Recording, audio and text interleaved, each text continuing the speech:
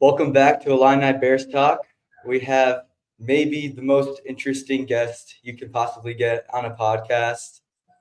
We got the Twitter troll of the year on Chicago Bears Twitter. He's also very verbose about almost any topic relating to the Chicago Bears. Yeah, we got Let Ryan Poles Eat, aka LRPE. Welcome. Hey, thanks for having me on. Yeah, we're really excited, man. I mean, this is gonna be a good one for sure. Yeah, We're gonna get some interesting opinions out of you. But I guess before we start, there's big news out of House Hall yesterday. Um, the news that every Bears fan was waiting for: Jalen Johnson finally got paid, got that 4-year contract worth 76 million, I believe, over 19 million a year. Um, Honestly, don't even really have to talk about it much. I think it's consensus among all of us that it was a good deal. But let's talk about another move that Ryan Poles made. Uh, Ryan Bates, a guy that he tried to sign in his first offseason as GM. He just traded for him for a fifth round pick from the Buffalo Bills. Uh, and I know LRPE, you've kind of weren't a big fan of that trade. Same with you, Sam. So, kind of want to hear your opinion on why you didn't like the move. yeah. So I think just first and foremost, like as Bears fans, you look at the past maybe 8 years of our fifth round picks, and you've got guys who more often than not from that round are important contributors, whether they're starters or like, key backups that we've leaned on this whole time. And so I think the first thing about that is we gave up a fifth round, which it's higher in the fifth, um, given that we were not that great. So it's a better chance of hitting than people give credit for. I think people kind of just dismiss it as like a throwaway pick, but you know, especially the last few years, we've really hit on those.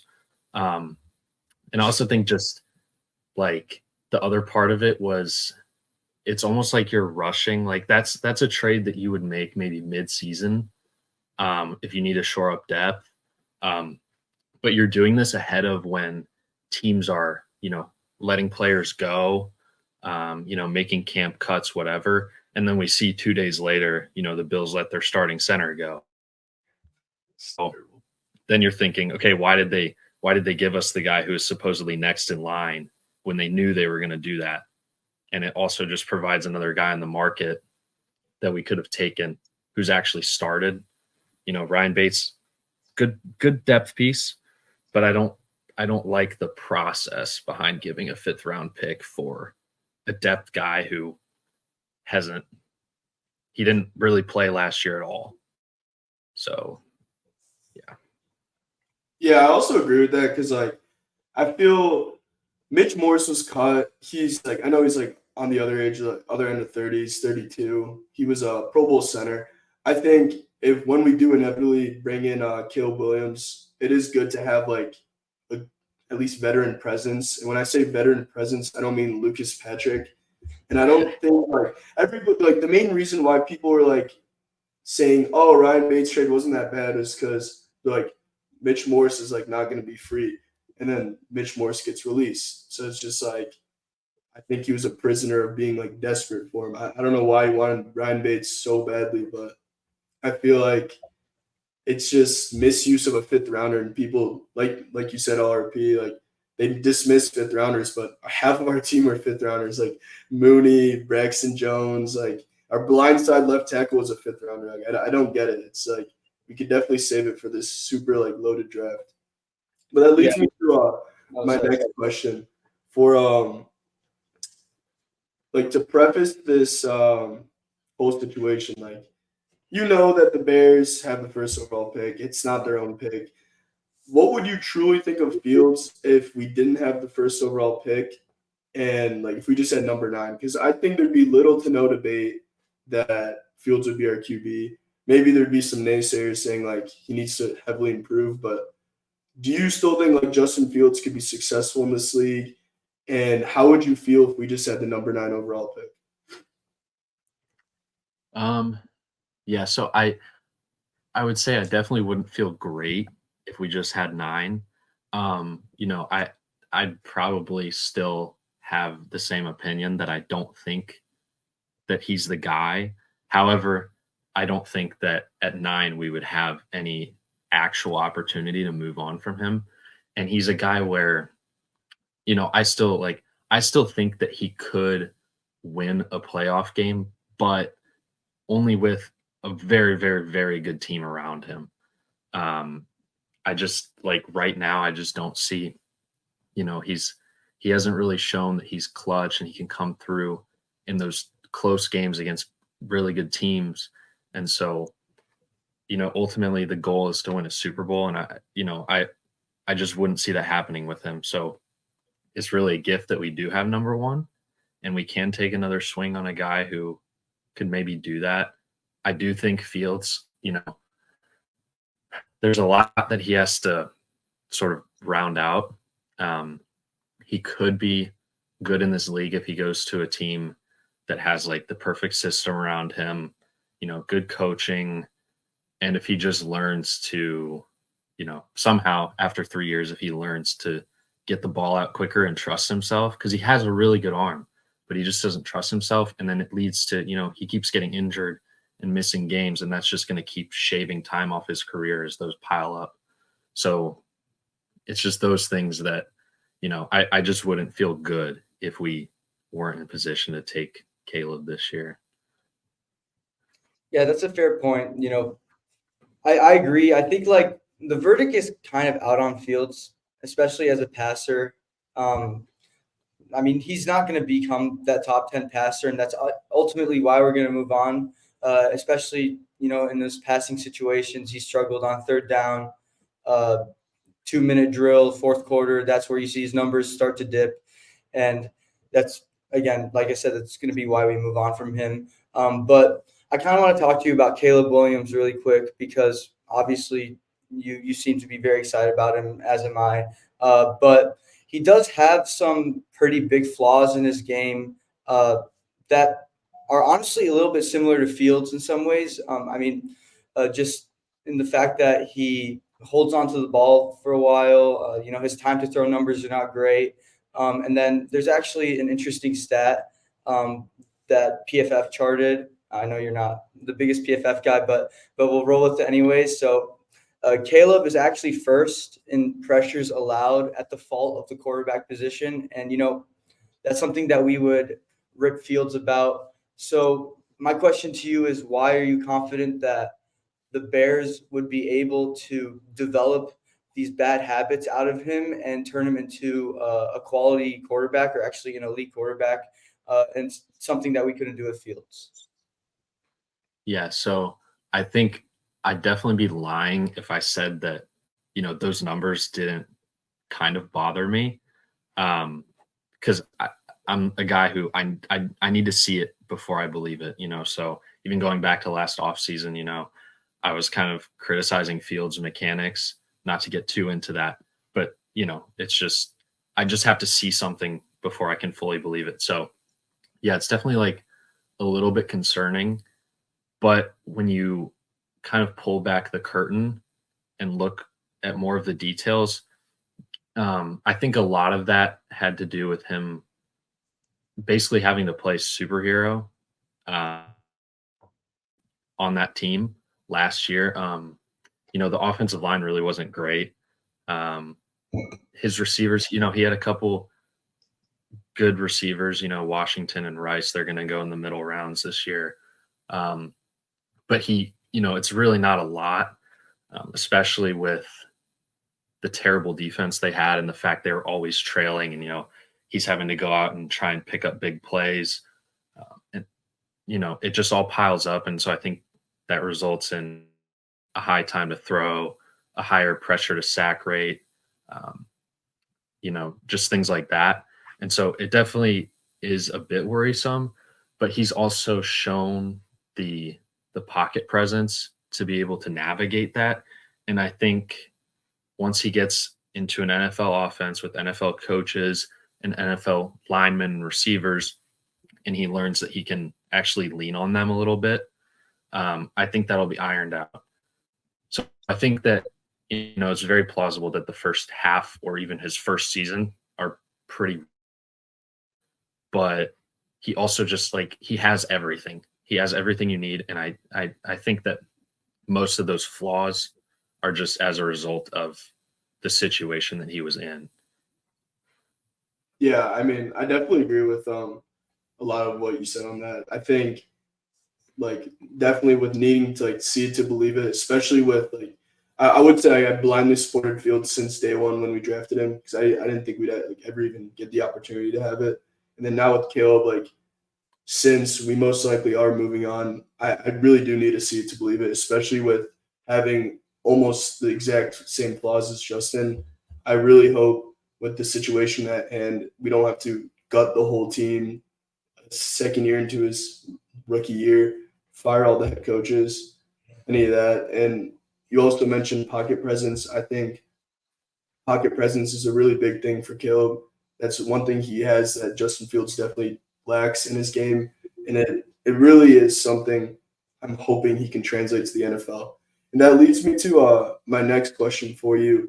So we always talk about Caleb Williams this, Caleb Williams that. What if Ryan Poles does indeed get the historic haul from, let's say, the Commanders, and we move down to number 2? You said before you would be okay with Drake May, but what like I understand you prefer just staying at one team kill, but what would a trade warrant for you to move down from the generational prospect of Caleb Williams for the likes of Drake May or maybe even Jaden Daniels? Well, we won't even try to manifest the Jaden Daniels thing. Yeah. I think that would be it for me. But yeah, so I'll start by saying I do like Drake May. And I think he will be a good quarterback in the NFL. I think he's a little bit more raw, so it's tough because I truly think depending on what we do in free agency, this next season is going to be entering our window. I think that we can definitely make the playoffs, and I think there's a good chance we could win a playoff game even with the rookie quarterback. So I think first and foremost, if you take May, you're basically sacrificing another year of the window that you've started building, and you have guys on the team that want to win and they want to win now. And you have guys that you've signed to, 3 or 4 year deals. They're in the middle of that, you don't want to be getting to the back end with them just when you're hitting it. So I think you'd be sacrificing a year if you take May. I also just I don't know if I could live with the fact that if we traded down and took May and Caleb Williams becomes what everyone thinks he can be, I don't think I could ever live with that fact. So if he ends up, if May ends up being better, it's whatever. We took our swing at the clear-cut number 1 guy, which we have never been able to draft a prospect of this caliber at quarterback before. Mm-hmm. So it's just, I don't even know what exactly I'd be okay with in terms of a trade. It would have to be all of their first rounders, it'd have to be, I think, a draft night trade so that the 2027 first is available, I think, or 20, however many years forward you can go. We need all of those. We'd need one of their top players, whether it's Terry McLaurin or, Jonathan Allen, whoever. And then we'd need multiple day 2 and 3 picks each of those drafts, which I just because it's just, you need so much compensation to move off the guy who's been the clear-cut number 1 since he was in college, his first year in college, so you just you need so much for that to be able to justify moving off of the best prospect that you would ever be able to take. So you would freak out if Ryan Poles traded the number 1 for a 2025 first and a second? Yeah, 100%. I don't know. Yeah. That's not enough at all. Okay, that's still to be fair, that is still a historic haul moving down 1 spot. Okay. The thing that I think people are just not quite getting at is that like you guys heard the term prospect fatigue. Like that's absolutely happening with Caleb Williams right now. I remember watching this guy as a freshman at Oklahoma, and like when he came off the bench, you're like, yeah, this guy looks like the first overall pick in 2 years, and he's been slated to be number one for so long, and now this happens every draft. You know that they're going to talk about new guys moving up number one. Like there is a sizable gap between him and the rest. Where I agree with our LRPE. Like you need the correct compensation to do that. And I also have to talk about Jaden Daniels. I've seen people move him up to QB2. That's just like I don't even know what we're doing at this point, dude. Like what? Like Drake May is a superior prospect, and if Washington decides to take Jaden Daniels over Drake May at this point, like I mean, they're a poverty franchise, so I can't. You know that's gonna be an indictment on their franchise, and it'll be a huge mistake. Um, but yeah, let's move on. You know, since we're talking about the draft, and we all know what we want to do at number one, but the Bears have the number 9 pick, and it's probably the least talked about number 9 pick ever. But what do you want to do at number 9? What direction do you want to go? Yeah, so I've been adamant basically since the final play against Green Bay in Week 18 that there's a good chance that we either can get Odunze or Neighbors at 9, and that's been the top of my list because you're bringing in a rookie quarterback and you want to do the right thing for once and surround him with as much talent as possible. So ideally, it's one of those two. And I think especially with the rise of JJ McCarthy, if he gets drafted ahead of us, that would be top 8, and that would really give us a good chance. If neither of them are there, I think people are split over Brock Bowers and the fit that he could have, but I really think that he could be a very dynamic playmaker for us. You watch him at Georgia, they line him up at running back, tight end, receiver. They're running him in motion. He's so versatile, and so you can plug him in even if you have a good tight end like we have in Komet. If somehow all of those guys are gone, that would probably mean Dallas Turner's there at 9, which I would be happy with. Some people don't think he would be a great fit for our scheme. I think scheme fits are overrated. I think they matter to some extent, but it's not like he's a huge mismatch for our scheme. He's just a little bit undersized, but I mean, he's a very good prospect, and we definitely need an edge, so we could do that. So if we stuck at 9, it would have to be one of those 4 guys. I think there's a. Oh, sorry. Yeah. Go ahead. No, go ahead. I was gonna say I think there's a name you omitted from that list. So I mean, for me, a guy that I really want at 9, or I think if he fell to 9, I'd really want to take is Joe Alt. I think he's a amazing tackle prospect. Like to me, can't miss guy.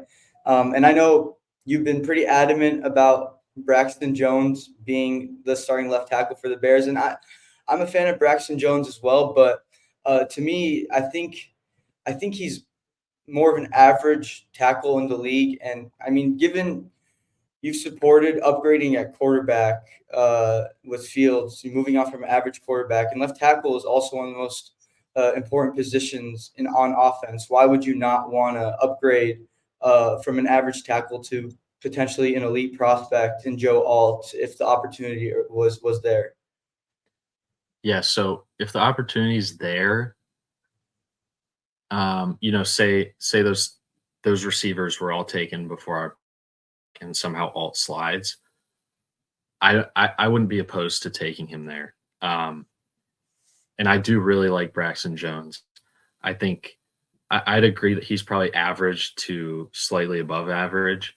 And I think the whole reason we drafted him in the first place was he was kind of a project. Like he has a very good build for that position, right? And he's from a smaller school. We kind of wanted to work on him, and he's essentially only had 1.5 2.5 years. You know, he had that neck injury that kept him out for a while. And so I think the fact that he was a project 5th rounder and he's already, you know, in the average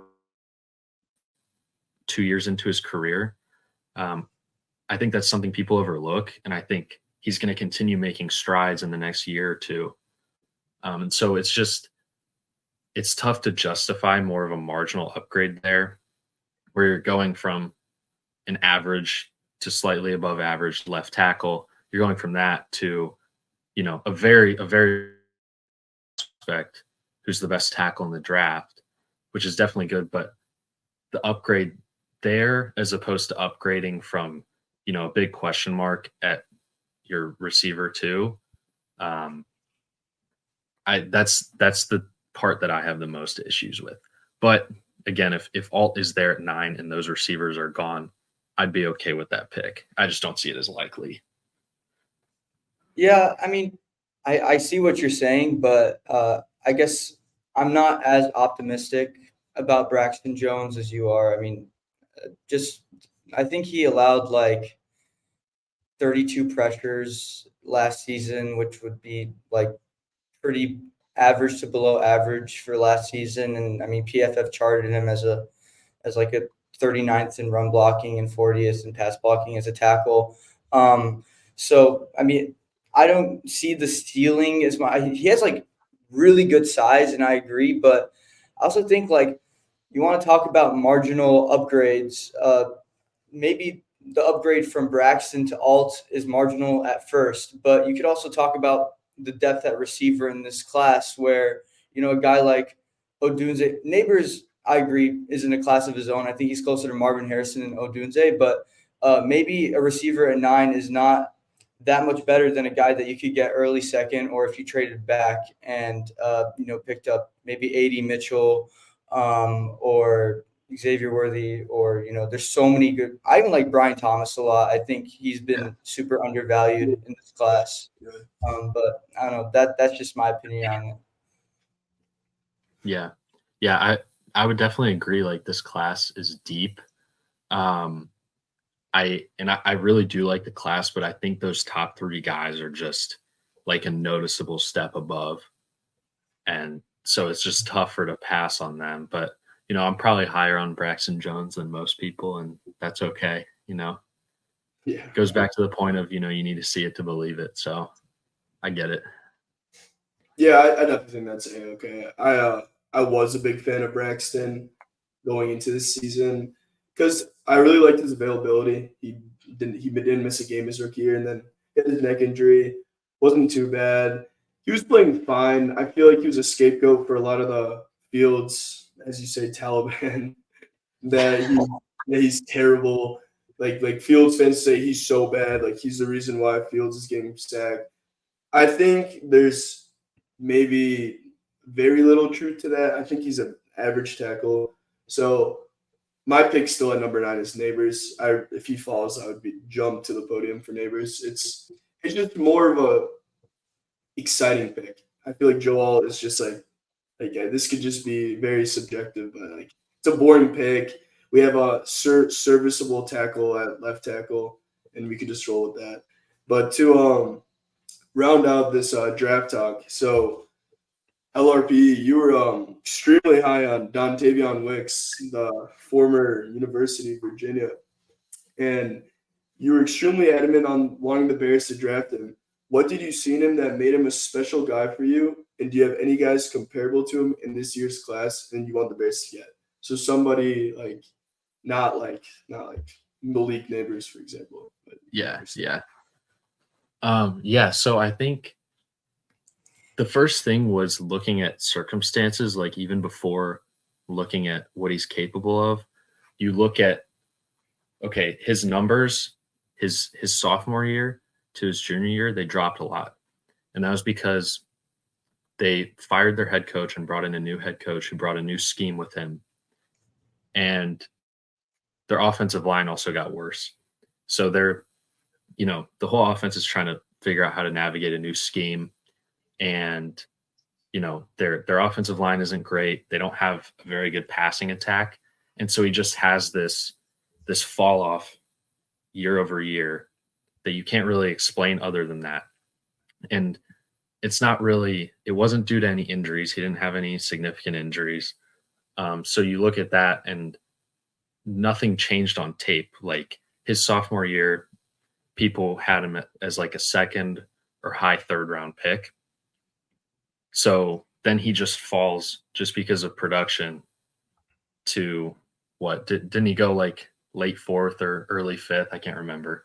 Yeah, But he somewhere in the 5th round, something like that. Yeah. So he just fell for no reason. And then you look at the tape and you probably saw the side by side of his release off the line next to Devontae Adams. And everyone's going crazy like the Packers taught him that. But if you look like at his college tape, he was doing that in college. His release was so good off the line. He had multiple release packages. He's stacking guys easily, attacking the ball at the catch point. And I think also another knock on some of these guys that makes them fall later is the yards after the catch. If you're not, super dynamic guy after the catch, that really dings you, which I don't really understand that. I get that you want that in a playmaker, but I don't understand why it pulls guys down. But so that was like the main thing that I saw in him and that I'm looking for again. Yeah, so this class is tough because if you look at PFF's big board, they have 20 receivers, I think, around the top 80. So it's hard to even like identify a true sleeper. But Yeah. I like Malachi Corley. I think he had the lowest average depth of target out of like any of the receivers in this draft. So he could really be a good player, kind of short, quick routes over the middle, screens. I think he has a lot to iron out with his route running and his releases, fighting through contact, that kind of stuff. But I think year one he could be a solid contributor, and then as he continues to get polished up, I think he'll end up being a pretty good steal for whoever grabs him. And then I also like keeping the trend with UVA receivers, Malik Washington. I think he's really getting overlooked. He's explosive after the catch. He's short, but he's very sturdy. And he also, I think his vert at the combine it might have been the highest among receivers. It was definitely up there. So he really, despite his size, like he's attacking the ball. And so I really think he's getting overlooked. And I think he'll be really good day one. I like his releases as well. He's more polished than Corley, but yeah. Yeah, Malachi Corley is a name that I've been hearing a lot, and I actually like him a lot too. I think if the Bears grabbed him in one of the mid rounds, I think that'd be really great. I think also along your lines, like a guy like Kalen King, his stock has fallen a lot. Like I remember after it was like his freshman season, this guy was projected to be a first round pick, and then obviously he had the slump.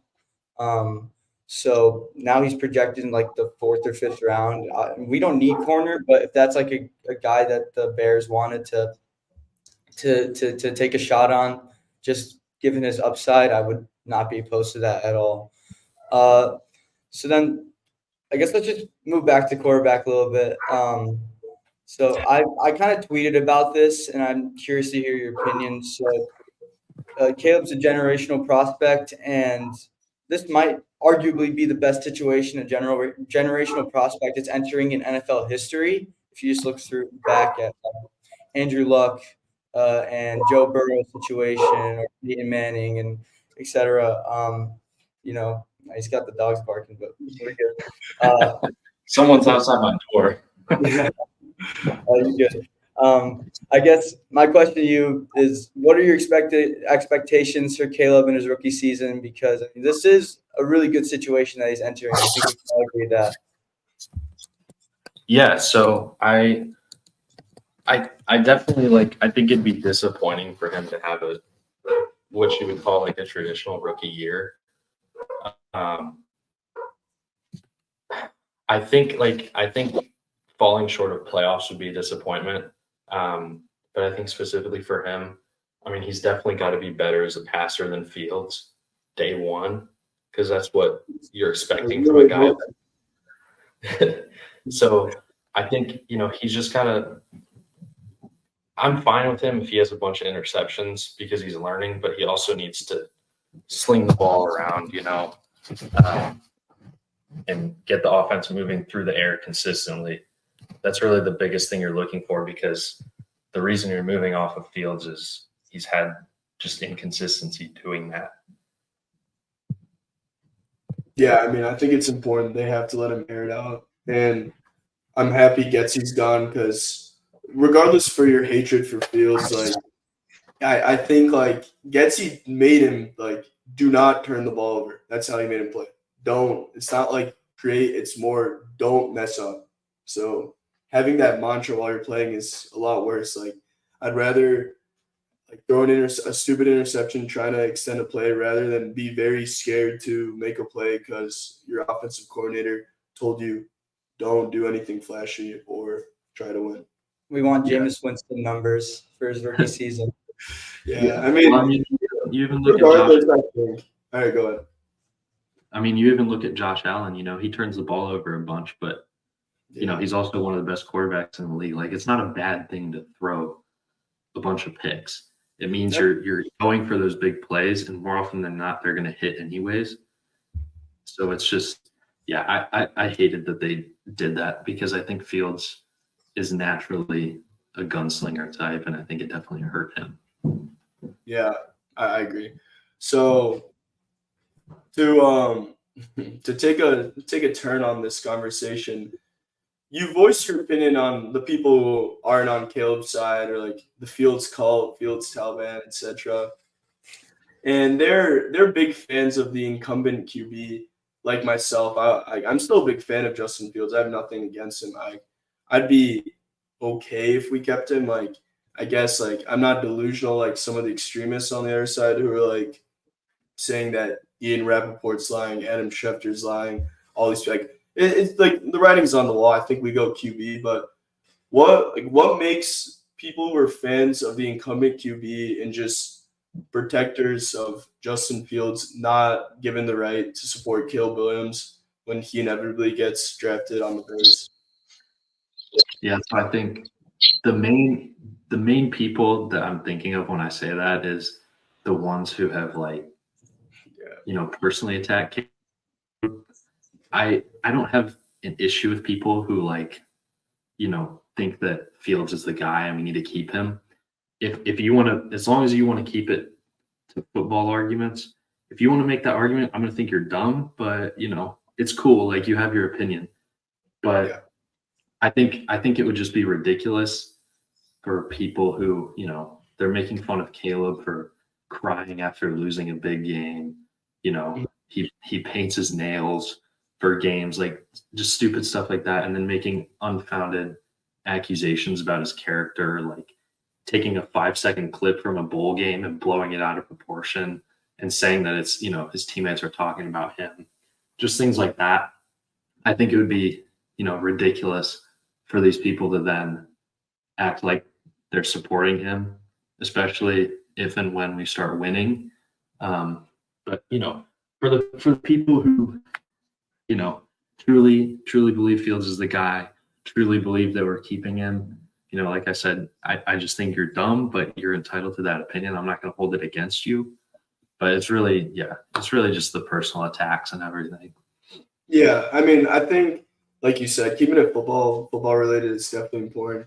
I do see some ways that they could use, like, because like everybody knows he's an arrogant quarterback, which is relatively not an issue because we never really had an arrogant quarterback in Chicago. Like, we've had Jay Cutler, like the guy was so monotone. We had Justin Fields, stoic, I guess. We had Trubisky, like he was like, I guess, like funny, like he wasn't much. Like, we really have like I guess somebody who really does believe himself and he's like comfortable in his own skin. So maybe a lot of people in Chicago are not used to this, and they just want to. I don't know. They're just scared of change. It is funny though, because it's mostly the older people Yeah. in the fan Greg base saying. Gabriel. And if you go back, the only time we ever won a Super Bowl was with Jim McMahon as the quarterback, and he's probably like the cockiest, most arrogant quarterback we've ever had. So that's the only like true success that we've ever really had. And so especially for people who are in like their 40s and 50s saying this, like that's kind of when they were alive. So it's just kind of funny. But yeah, it's funny how it regressed so much from those years. But and all in all, I think we drafted Mitch Trubisky because he pulled up to our facility with like a 1990 Toyota Corolla. Like we just love the boring, mellow quarterback. Like I actually, if anything, it's not even like something we have to overlook. It's actually something I want. I want our quarterback to be arrogant in a good way, which is just like be full of confidence. Like, I mean, we hate Aaron Rodgers, but that's kind of like what he is, and he's a very successful quarterback. And I mean, if Caleb Williams is the same way, I mean, for all I care, if Caleb Williams was part of the Taliban and he can throw for 4,000 yards in a season, he's my quarterback. I swear to God, I do not care. I just want a 4,000 yard passer once in my life. Yeah. You look at all the best quarterbacks, right now and in the past, and they were all great, and they knew they were great, and they didn't care that people would get pissed at them for saying that they're great because they know they are. That might be part of the issue with our QB curse. We haven't had anybody like that. So yeah, I mean, I really hope. I just like Caleb's not the guy. It's over. I'm done. I'm genuinely done with this organization. Yeah.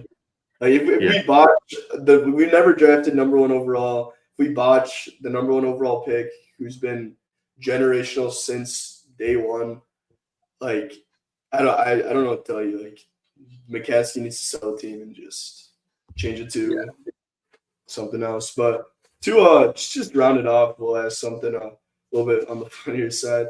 So you were the winner of the Twitter Troll of the Year for Bears Twitter, and it's actually a pretty big achievement to win from all the people on Twitter. Like there's a bunch of interesting figures, at least, all over Twitter.